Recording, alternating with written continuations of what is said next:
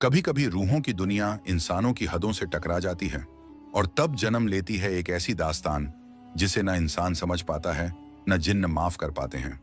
ये कहानी है एक अल्लाह के वली की, जिसका दिल रब की मोहब्बत में डूबा था, मगर तकदीर उसे ले चली एक जिन्न लड़की की ओर, जिसकी आंखों में था दर्द और रूह में छुपा था राज। गांव नूराबाद, एक सीधा सादा इलाका, मगर इसके करीब एक पुराना जंगल था जिसे लोग जिन्हों की घाटी कहते थे। वहीं रहते थे सैयद अयान शाह, एक परहेजगार, नेक इंसान, अल्लाह के सच्चे वली। लोग उन्हें वली इसलिए कहते थे क्योंकि उनकी बातों में असर था और दुआओं में बरकत। हर सुबह वो जंगल के उस कोने में जाते जहां एक पुरानी दरगाह थी। वहीं बैठकर इबादत करते, रब से राब्ता रखते। गांव वाले डरते थे, कहते, शाह जी उधर मत जाया करो, वो जगह पाक जरूर है मगर वहां कोई है, कोई जो इंसान नहीं। मगर शाह बस मुस्कुरा देते, जहां रब है वहां डर कैसा। एक रात अयान शाह हमेशा की तरह दरगाह पर इबादत में मशगूल थे, आंखें बंद, जुबां पर बस रब का नाम। तभी किसी के रोने की आवाज आई, धीमी मगर सीधी दिल के पार जाती हुई। उन्होंने आंखें खोली और देखा एक लड़की काले लिबास में लिपटी हुई दूर खड़ी है, चेहरे पर नूर मगर आंखों में गहरा दर्द। लड़की बोली, मुझे मत देखो, मैं इंसान नहीं हूं। शाह ने सिर्फ इतना कहा, अगर तू दुखी है तो रब के पास चल, बाकी सब बातों को छोड़ दे। वो लड़की कांपते हुए आगे बढ़ी। पहली बार उसका चेहरा साफ दिखा। वो बेहद खूबसूरत थी, मगर आंखें किसी सदियों पुराने गम से भरी हुई। अगले ही पल एक तेज ठंडी हवा चली और वो लड़की आंखों से ओझल हो गई। उस रात के बाद अयान शाह की नींदें उड़ गई थीं। वो लड़की, उसकी आंखें, उसका लहजा हर वक्त जैसे दिमाग में गूंजता रहता। वो सोचते रहे, क्या वाकई वो जिन्न थी? अगर थी भी तो रब की याद के आगे उसका डर क्यों लगना चाहिए? 3 रात बीत चुकी थीं। हर रात वो दरगाह गए, हर बार वही इबादत, वही दुआ, मगर लड़की फिर न आई। चौथी रात जब शाह ने आंखें बंद कर इबादत शुरू की तो दिल में एक अजीब बेचैनी उठने लगी, जैसे कोई बहुत करीब हो मगर बोल ना पा रहा हो। उन्होंने आंखें खोली, वो वहीं थी, ठीक दरगाह के बाहर, वही काला लिबास, वही खाली आंखें। मगर इस बार वो कुछ नहीं बोली, बस चुपचाप बैठ गई और अपने दोनों हाथों से मिट्टी उठाकर देखने लगी। शाह ने उससे पूछा, कौन हो तुम? उसने कहा, जिसे दुनिया ने कभी नाम नहीं दिया, जिसे जिन्होंने भी अपनाया नहीं और इंसानों ने डर समझकर दूर कर दिया। शाह ने फिर पूछा, तुम यहां क्यों आती हो? वो बोली, क्योंकि जब तुम इबादत करते हो तो मेरे अंदर का दर्द कुछ देर के लिए थम जाता है। अयान शाह को पहली बार उसके लफ्जों से डर नहीं बल्कि एक अजीब सा सुकून महसूस हुआ। उन्होंने कहा, अगर रूह में दर्द है तो रब की रहमत ही उसका इलाज है। तू चाहे जिन्न हो या इंसान, अगर सच्चे दिल से पुकारेगी तो खुदा जरूर सुनेगा। वो लड़की मुस्कुराई, मगर उस मुस्कुराहट में सुकून नहीं बल्कि सदियों की तकलीफ थी। और फिर वो बोली, अगर मैं तुझे अपनी हकीकत बता दूं तो क्या तू फिर भी रब का जिक्र करेगा मेरे सामने? शाह ने बिला झिझक जवाब दिया, अगर तू आग से बनी है तो मैं नूर से बना हूं और नूर कभी आग से नहीं डरता। अगले ही लम्हे में उस लड़की की आंखें लाल हो गईं, उसकी आवाज भारी हो गई और उसने सिर झुका लिया। तो सुन मेरी हकीकत, यहां पर कहानी का सबसे बड़ा राज खुलेगा जिससे बदलेगा अयान शाह की जिंदगी का रुख। शाह अयान की आंखों में झांकते हुए वो लड़की धीरे से बोली, मैं उस आग से बनी हूं जिसे फरिश्तों ने खुद अपने परों से बुझाया था। मेरा नाम जरीन है और मैं एक मलऊन कबीले की औलाद हूं। शाह हैरान हुए मगर डरे नहीं, बस इत्मीनान से बोले, जरीन, अगर तू रब से दूर थी तो अब पास आ जा, रब की रहमत हर किसी के लिए है। जरीन ने आंखें नीची कर ली, मेरे कबीले ने 100 साल पहले एक बहुत बड़ा गुनाह किया था। उन्होंने एक वली को कैद कर लिया था और उसकी रूह को तकलीफ दी थी। मैं उसी कबीले की हूं, मगर मैंने वो सब नहीं किया था। शाह ने धीरे से पूछा, तू अब क्या चाहती है? जरीन की आंखों से आंसू बह निकले, मगर वो आंसू आग जैसे जलते थे जमीन पर। मैं बस चाहती हूं कि रब मुझे भी माफ कर दे। मैं थक चुकी हूं इस आग के जिस्म से, इस गुनाह के साए से। शाह ने हाथ बढ़ाया, अगर सच्ची तौबा है तो ये दरगाह तुझ पर बंद नहीं, आजा, अल्लाह की रहमत तेरी राह देख रही है। जरीन धीरे धीरे आगे बढ़ी, हर कदम पर उसकी चाल कांप रही थी। शायद डर था, शायद उम्मीद। वो जैसे ही दरगाह की चौखट पर पहुंची, अचानक एक जोरदार गड़गड़ाहट हुई, जैसे आसमान भी कांप गया हो। दरगाह की चिराग फड़फड़ाने लगी और हवा में अजीब सी सरसराहट फैल गई। जरीन रुक गई, उसकी आंखें एकदम बदल गईं। अब वो इंसानी नहीं बल्कि जिन्नी जैसी चमकने लगी। मेरा कबीला मुझे रोक रहा है, उन्हें मंजूर नहीं कि मैं इंसान के करीब जाऊं। शाह ने एक लफ्ज कहा, रब्बी इन्नी मसलतू वजिया लिल्लजी फातरनी। ऐ रब, मैं तुझी की तरफ लौटा हूं जिसने मुझे पैदा किया। तुरंत जरीन कांपने लगी, उसके आसपास धुएं की लकीरें बन गईं, जैसे कोई ताकत उसे खींच रही हो। मुझे बचाओ शाह, मैं सच में बदलना चाहती हूं। शाह ने आंखें बंद की और दिल से दुआ मांगी, या अल्लाह, अगर ये बेशर्मी नहीं बल्कि सच्ची तौबा है तो इसे अपना बना ले। कुछ पल बाद सारी फिजा शांत हो गई। जरीन बेहोश होकर गिर पड़ी। शाह दौड़कर आगे बढ़े, उसका माथा थाम लिया और पहली बार एक झिन्न लड़की का चेहरा सुकून से भरा हुआ था। मगर क्या सब खत्म हो गया, या ये सिर्फ ताजा जंग की शुरुआत है? क्या वाकई जिन्नात का कबीला जरीन को छोड़ देगा, या अब अयान शाह को भी निशाना बनाया जाएगा? जरीन अभी तक बेहोश पड़ी थी। शाह अयान ने उसे दरगाह की दीवार से लगाकर बैठाया और खुद जमीन पर 2 घुटनों पर बैठकर उसके लिए दुआ मांगते रहे। या अल्लाह, अगर ये तेरी राह पे आना चाहती है तो इसे राह दिखा दे, इसे उस आग से निकाल ले जिसमें ये जल रही है। रात गहरी हो चली थी, मगर जंगल में एक अजीब सन्नाटा था, जैसे हवा भी थम गई हो। अचानक दरगाह के बाहर जमीन कांपने लगी और फिर चारों तरफ से काले धुएं के गुब्बार उठे, जैसे जंगल में कोई तूफान आ गया हो। पेड़ों की शाखें खुद टूटकर जमीन पर गिरने लगीं। शाह अयान खड़े हुए, आंखें बंद की और एक आयत पढ़ी, औजु बिल्लाहि मिना शैतानिर रजीम। तभी एक गरजती हुई आवाज गूंजी, शाह अयान, तूने हमारे कबीले की लड़की को छूने की जुर्रत की है, क्या तुझे अपनी जान प्यारी नहीं? शाह ने निडर लहजे में जवाब दिया, अगर उसने तौबा की है तो अब वो तुम्हारी नहीं रही, अब उस पर सिर्फ रब का हक है। आवाज गूंजी, तू इंसान है और इंसान सिर्फ लफ्जों में बहादुर होता है।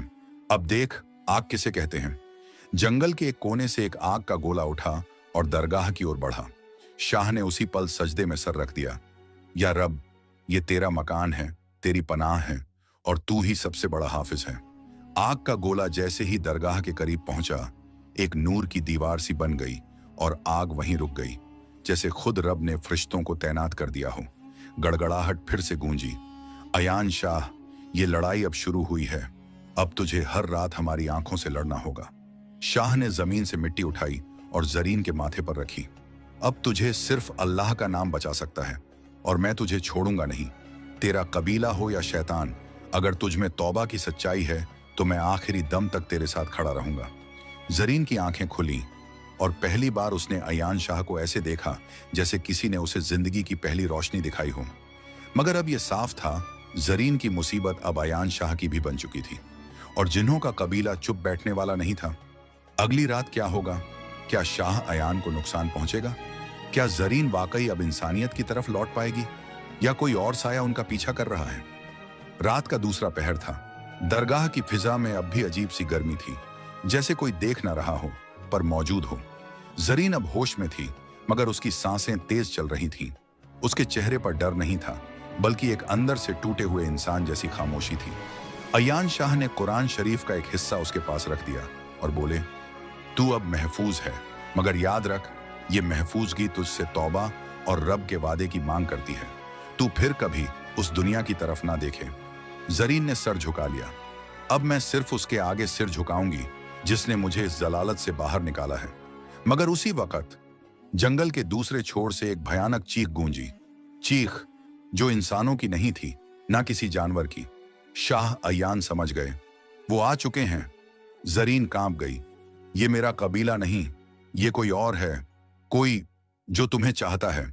शाह ने माथा टेका और तेज आवाज में सूरह फलक पढ़नी शुरू की, कुल औजु बि रब्बिल फलक। मगर इस बार दरगाह की दीवारें भी थरथरा उठी। दरवाजा अपने आप खुल गया और बाहर एक साया खड़ा था। ना जमीन पर पैर थे, ना चेहरा साफ था, सिर्फ एक धुंध जिसके बीच से 2 आग जैसी आंखें चमक रही थीं। शाह ने पूछा, कौन है तू? साया बोला, मैं वो हूं जो उस वली की रूह का टुकड़ा था जिसे जरीन के कबीले ने कैद किया था। शाह चौंक गए। तू वली की रूह का टुकड़ा है, तो फिर तू हमला क्यों कर रहा है? साया चीखा।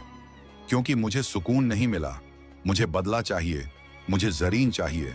उसी के कारण मेरा इल्म छीन लिया गया था। जरीन जोर से चीखी। मैंने कुछ नहीं किया, मेरा उस गुनाह में कोई हिस्सा नहीं था। साया गुस्से से कांपा। तू उसी खून से है जिसने मुझे रुलाया था। शाह अयान आगे बढ़े। अगर तू वली की रूह है तो तुझ में हक और सच्चाई होनी चाहिए, ना कि बदले की आग। साया हंसा।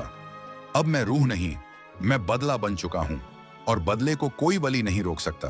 फिर वो दरगाह के अंदर घुसा, मगर जैसे ही जरीन के पास पहुंचा, कुरान शरीफ की रोशनी फैल गई। साया चीखा जैसे आग में कोई जल रहा हो, और फिर एक जोरदार धमाके के साथ वो साया गायब हो गया, मगर जाते जाते एक लफ्ज छोड़ गया। अगली बार तुम्हें सिर्फ डर नहीं मिलेगा, बल्कि नुकसान भी होगा। जरीन फूट फूट कर रोने लगी। मुझे माफ कर दो, मैंने चाहे कुछ किया ना हो, मगर मेरी नस्ल के गुनाहों की आग अब सबको जला रही है।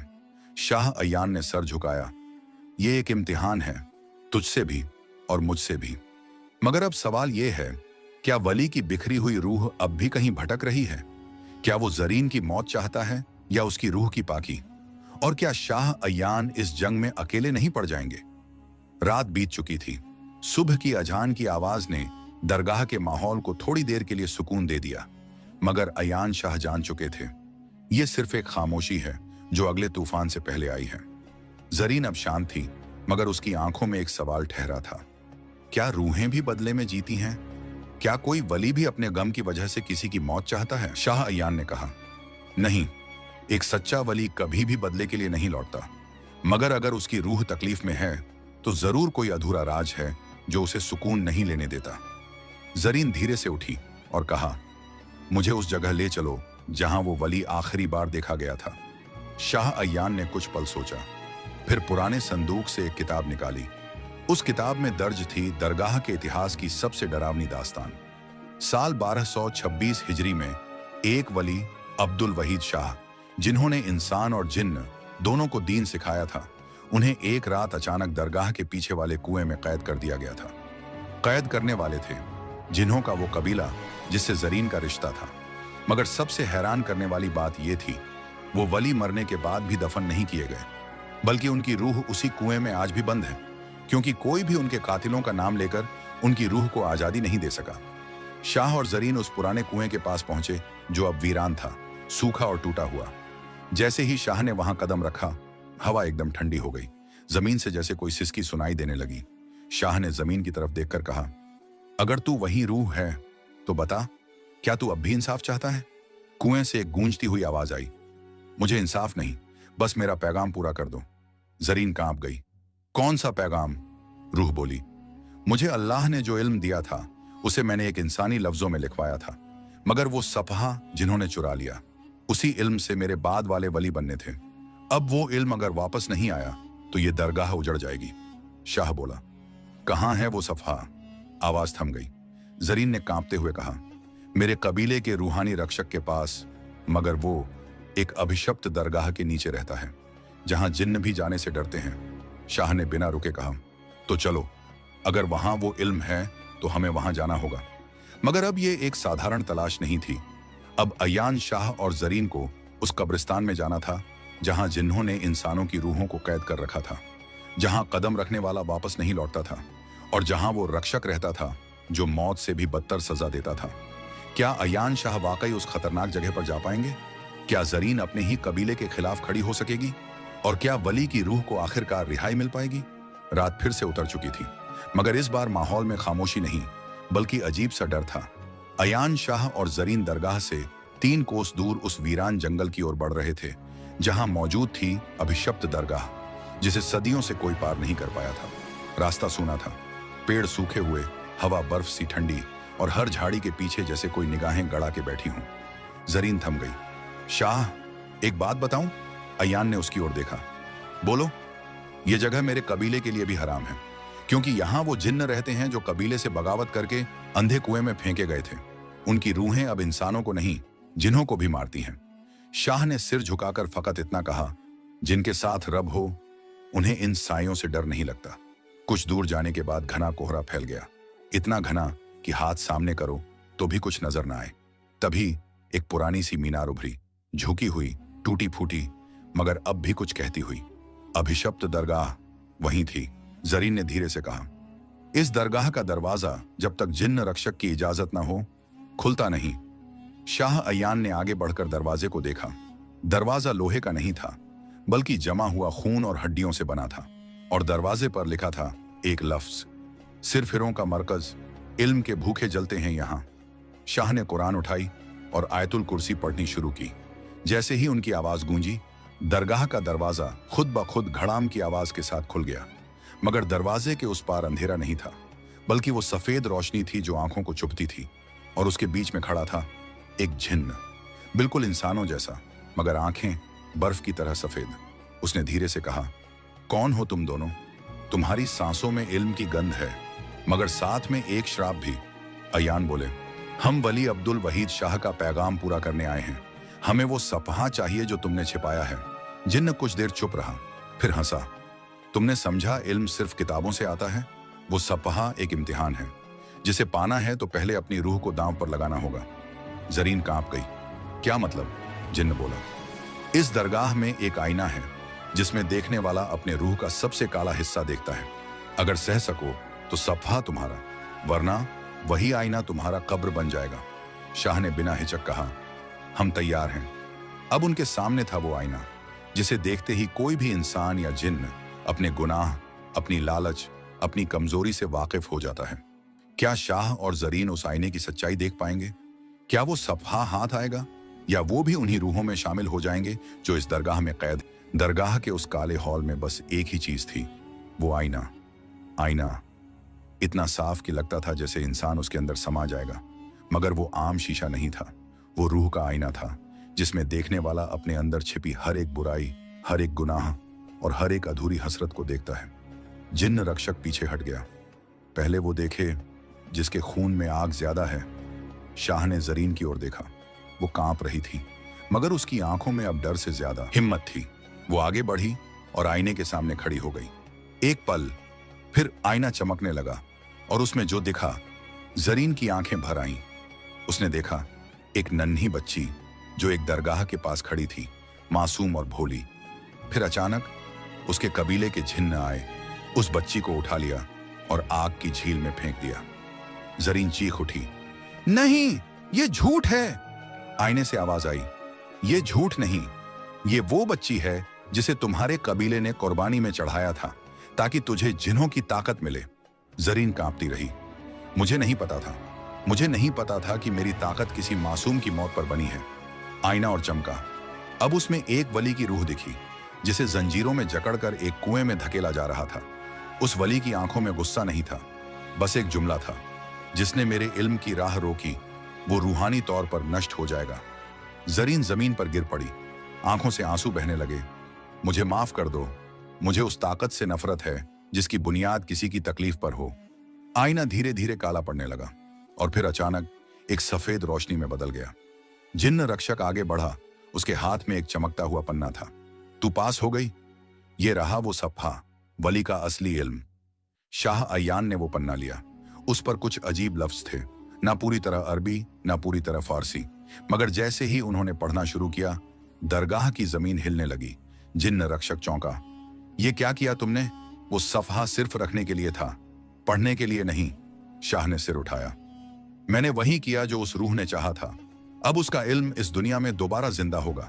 मगर उसी वक्त दरगाह के फर्श में से काला धुआं निकलने लगा और एक आवाज गूंजी, तुमने मुझे आजाद कर दिया, मगर अब ये दुनिया उस इल्म के बोझ को नहीं उठा पाएगी। अब वली की अधूरी रूह पूरी हो चुकी थी, मगर उसके साथ उठ चुका था एक ऐसा राज जो सदियों से छिपा था। क्या शाह अयान ने दरवाजा खोलकर कुछ बहुत बड़ा खतरा आजाद कर दिया है? क्या जरीन अब उस रूह की वारिस है? और उस पन्ने में ऐसा क्या लिखा था जिससे खुद जमीन कांपने लगी? दरगाह के जमीन से उठती उस काली धुंध ने आसमान को ढक लिया था। शाह अयान ने जैसे ही उस पवित्र सफ़हे को पढ़ा, वो लफ्ज हवा में बिखर गए और एक चमकदार सफेद रूह कुएं से उठकर आसमान की तरफ जाने लगी। अब मेरी बंदिश खत्म हो गई। वो आवाज अजीब सी शांति में गूंज रही थी। तुमने मेरा इल्म वापस इस दुनिया को दे दिया। अब मैं अपने रब के पास जा सकता हूं। जरीन की आंखें भर आईं। उसने पूछा, क्या अब सब खत्म हो गया? क्या अब दरगाह महफूज है? शाह ने सिर झुकाकर कहा, हाँ, मगर हर इल्म की एक कीमत होती है। जिस रूह को हमने आजाद किया, उसके साथ वो राज भी खुल गया जो सदियों से दफन था। जरीन ने सफ़े की ओर देखा। अब वो सफ़ा राख बन चुका था। शाह ने आखिरी बार उस दरगाह की सीढ़ियों को देखा जहां से सब शुरू हुआ था। फिर दोनों वापस उसी पुराने रास्ते से लौटे। मगर अब जंगल वैसा नहीं था। हवा में सुकून था। दरख्त फिर से जिंदा लगने लगे और दरगाह की दीवारों से फिर से जिक्र व फिक्र की आवाज आने लगी। कुछ महीनों बाद दरगाह में एक नई मजार बनी, छोटी सी, सादगी से भरी, जिस पर लिखा था, यहां वो इल्म दफन है जो रूहों को राह दिखाता है, मगर सिर्फ उन्हें जो सच्चे दिल से तलबगार हों। जरीन अब इंसानों की दुनिया में रह रही थी, वो जिन्हों की दुनिया से अपना नाता तोड़ चुकी थी, और शाह अयान वो फिर से दरगाह में वली की तरह लोगों की रहनुमाई करने लगे थे। मगर जब भी कोई उनसे पूछता, क्या सच में जिन्न होते हैं, तो वो मुस्कुराकर बस इतना कहते, कुछ कहानियां सुनने के लिए होती हैं और कुछ जीने के लिए। वली और जिन्न लड़की का सफर यहीं खत्म होता है। एक कहानी जिसमें इल्म था, दर्द था, मोहब्बत थी और सबसे बड़ी चीज रूह की रहाई थी। अगर तुम्हें यह कहानी पसंद आई हो तो इसे किसी और को भी सुनाओ, क्योंकि सच्चे इल्म की रोशनी बांटने से बढ़ती है। अल्लाह हाफिज।